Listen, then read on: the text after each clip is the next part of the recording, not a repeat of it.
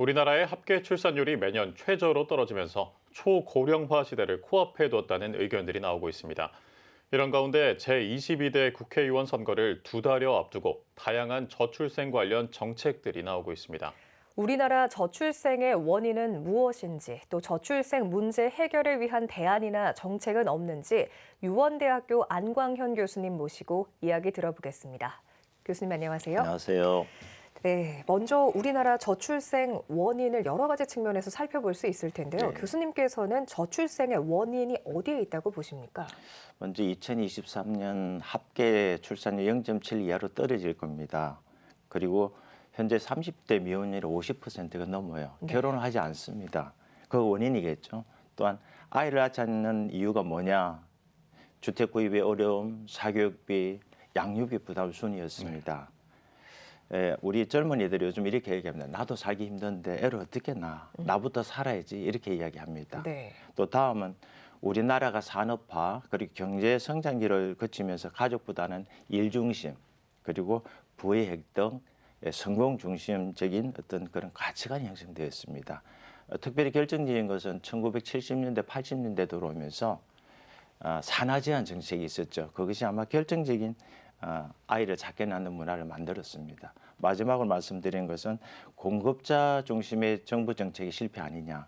즉 16년간 약 300조 예산을 썼는데 백화점식 정책 나열이다 이렇게 비판을 받고 있습니다. 네. 네, 경제적 문제를 비롯해서 다양한 원인들이 있는 것 같은데요. 네. 혹시 이런 저출생 문제를 성공적으로 해결했던 사례가 있는가요? 예, 있습니다. 이 출생률 반등에 성공한 나라들 보면은 사회가 아이를 지켜주는 시스템입니다. 네. 우리보다 훨씬 더 경제 수준이 낮은 체코 같은 경우에도 육아휴직 수당을 23주를 줍니다. 또 무급 포함하면 약 4년간을 육아휴직을 쓸 수 있게 됩니다. 육아휴직 그 수당은 전액 정부에서 부담을 합니다. 네. 또 헝가리 같은 경우에도 보면은 주택담보 대출 중에서 셋째를 낳으면은 세 번째 아이부터는 3만 유로를 탕감을 해줍니다. 그리고 자녀 출산 시에 무이자 대출도 해주고요. 또 자녀를 가진 여성 4명 이상이 되면은 평생 동안 소득세를 면제해 줍니다. 그리고 7인승 자동차를 구입하게 될 때 정부에서 보조도 해줍니다. 또 이제 국내 사례도 있습니다.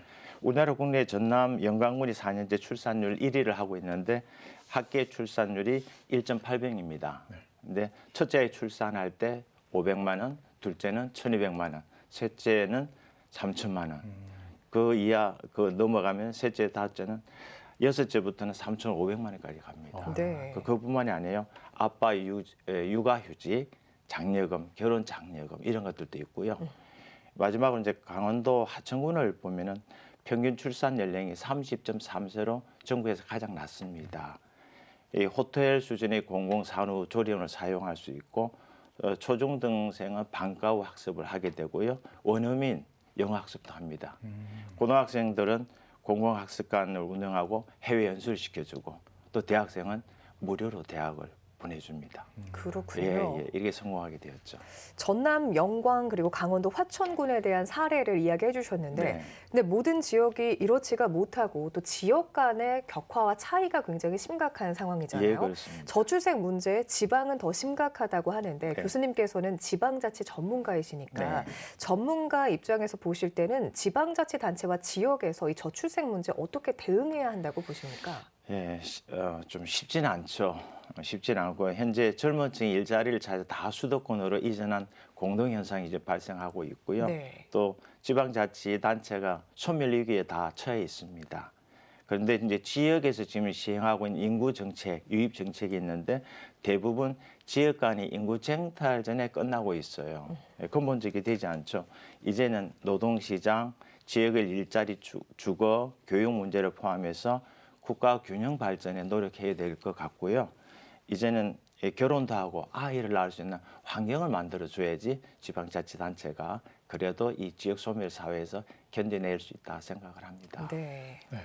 이번 총선에 각 주요 정당에서 발표한 공약들이 있잖아요. 네네. 이런 저출생 원인과 문제 해결을 위해서 뭐 대안이나 정책에는 뭐 주의 깊게 볼 만한 사항이 어떤 게 있을까요? 예, 여야가 18일에 지난 18일에 내준 정책이 있습니다. 그 초점 한번 살펴보면은 여당 측은 일가 가정의 양립 이 지원 강화하고 네. 이 야당 더불어민주당은 현금성 지원 확대에 초점을 맞췄습니다. 국민의힘에서 내세운 정책을 보면은 출산휴가 1개월 유급휴가, 육아휴직 급여 확대, 자녀 돌봄 휴가 신설, 그리고 육아기 유연 근무제, 육아기 근로시간 단축, 고용보험 미가입자 혜택을 제시하였고요.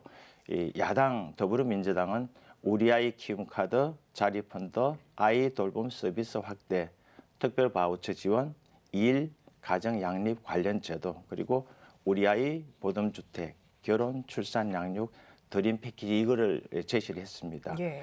그리고 이번 여야의 공통점을 보면은 저출생 정책에 대한 부처 신설입니다.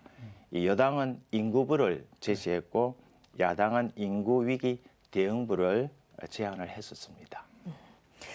끝으로 이 한국 교회와 기독교인들은 이 문제에 대해서 어떻게 대응을 하고 또 어떤 역할을 해야 할지 마지막으로 또 이야기 전해 주시죠. 네, 이 저출생 문제가 얼마나 심각하고 중요한지 그리고 가족 중심적인 측면에서 우리 한국 교회가 또는 우리 기독교인들이 대응을 하면 좋겠다는 생각이고요. 네.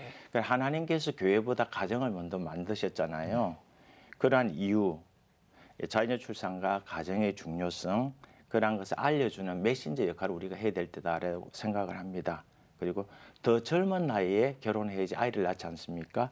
그런 것을 권면하고 돌봄 사역에도 앞장을 서야 합니다. 네. 이제 교회가 교회다움이 필요할 때다 이렇게 생각을 합니다. 네. 우리 사회가 이 문제에 대해 보다 적극적인 자세로 한국 교회와 모든 사람들이 임해야겠다는 생각이 듭니다. 지금까지 유원대학교 안광현 교수님과 이 문제에 대해 자세히 짚어봤습니다. 교수님 오늘 말씀 감사합니다. 고맙습니다.